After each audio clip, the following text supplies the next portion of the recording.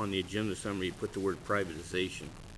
You know, if we'd have called it, well, let's do a better job for the taxpayers, then I guess we wouldn't have the controversy. I don't know how many times it's been stated here. Nobody's gonna lose their job. Yes, maybe a couple of positions will go in the private sector, and county employees that want to maintain county employees will go into another budget unit. I mean, we have that flexibility. We have people retiring and moving on all the time. We have the ability to take on people and move them around. We do that almost on a daily, certainly a weekly basis. It happens all the time. So I don't go for that argument about the loss of jobs. Mr. Chairman, to move this on, I would like to make a motion to direct the CEO's office to refine the proposals from solid waste to Willet's Waste Management and compare those with the solid waste budget. And keep it simple like that. I think the direction is clear. You know, we have Mr. Paul Kaler, who was the director of solid waste for many years, working in our CEO's office. I don't think we could hire a better consultant to do analysis involved. But I do think this is a priority, and I think it's something that we need to put on, because I'd like to plan on this to happening, so if we do make changes, it can be integrated in this upcoming budget cycle. So I don't, you know, this proposal has been talked about for basically almost a year and a half now, since the first time I brought it up. And it's time to, as Supervisor Delbar says, if this isn't a good time, when is it? You know, I'd like to see this be kind of on the top priority with our CEO's office, and come back and meet with the companies and see what the proposals are and come back. This is, as I stated before, this is not complex. Our hauler companies have been doing these transfer stations for 12, 15 years. They know what their costs are and everything, and they'll know what they'll come in with. They'll compare them with what, or the CEO's office will compare them with what our solid waste division has been doing, and then we got a track record of that. We got a budget units for the last dozen years. We can compare it and see where we are. This is not reinventing the wheel. It's a pretty simple proposal. So that's my motion. So it is a motion, okay. Do I hear a second? Point of order, I don't believe I'll that second there's, the motion.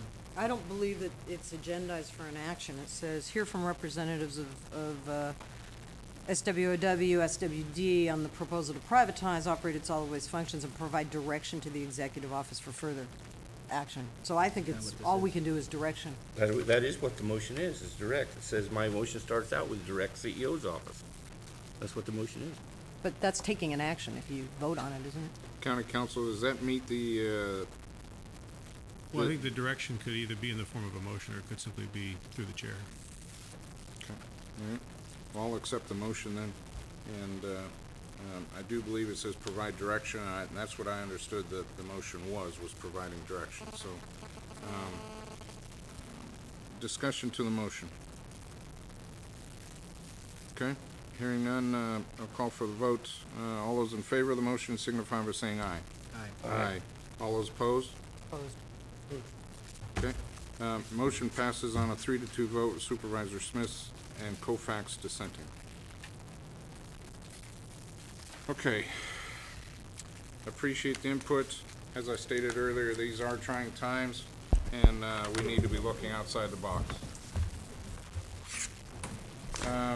Okay, we do have a number of items to finish up the day. Jerry, excuse me, Mr. Chair, before Jerry goes, we pulled off a consent, an item that I'm not sure Jerry would want to stay for or not. That's You pulled possible. off, Yeah. I think you should probably stay the item what was it? 19 is on the consent agenda, that you might want to be part of that discussion. No, That's I what think I'm that'll asking be the the chair. next issue. Can in we this take a board. 3-minute break? No? You're requesting you. a 3-minute break? If anybody wants to. Does anybody need a break? I'd like to finish up if we Okay, could, Supervisor. So let's take up item 519 off of the consent calendar. I believe Supervisor Pinches pulled this item. Supervisor Pinches. Thank you, Mr. Chairman. I pulled this item because I don't believe, you know, we have only 2 franchise agreements in this county for our solid waste to review. And I don't need, we think we need to spend $20,000 to do a study on basically if a fuel surcharge is warranted. I mean, I think you can go to any trucking company and ask how much were their rates increased because of this $4 and over $4 for diesel. So I think that's something that can easily be done within the, the solid waste division. I mean, our solid waste division has the ability to review the total gamut of our franchise agreements. So certainly they can review the fuel surcharge portion of that. $20,000 seems to be a lot of money to hire a consultant to do that. I just feel that's a function that should be done by our solid waste division. Okay, other members of the board? To staff. Yes, I'll, again, Mr. Miller's putting up some breakdown of it. The contract with Hilton, Farmcoff, and Hobson handled, 3 or 4 different items, and then a portion of that 20,000 was a contingency where I'd asked the board to give me some discretion to approve some smaller amendments. I guess I could have just processed this as a department head agreement. It would have been within my limit, but I wanted to bring it before the board as a consent item. It's been mentioned that, former solid waste deputy director Paul Kaler is the one with 14 years experience and had become quite good at these things. I'm relatively new at it, so is Deputy Director Miller. He's doing a good job.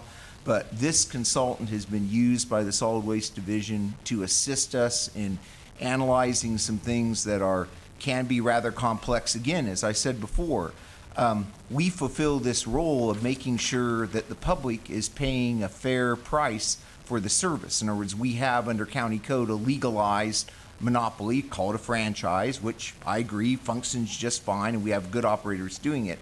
But I really felt like we needed the option of getting some outside expertise. Our skills aren't as honed as Paul's were. Do you want to go ahead, Paul? Thanks. Truth is, when I was the division director and we would do these rate reviews, at certain times we would retain the services of outside consultants. There's specialty services, especially with Hilton, Farmcoff, and Hobson. When we did the South Coast franchise agreement, we retained them. And in terms of other rate reviews, we retain the services of Hilton, Farmcoff, and Hobson because they have a specialty accounting background and access to information to be able to look at rates and costs throughout our region that we simply as the county sometimes do not have. They also understand the complexities of these issues that even, I appreciate the compliment, but even doing it for 14 years, the complexity was such that I did need outside help to be able to go through some of these rate proposals and make sure that the ratepayers were being well served. That's true. Our function becomes one of watching out for the public in a franchise situation. Scott, do you want to explain how that contract would break down? Oh, well. Okay. The first third of the contract would be for the Willits Solid Waste Transfer Station fuel surcharge rate adjustment.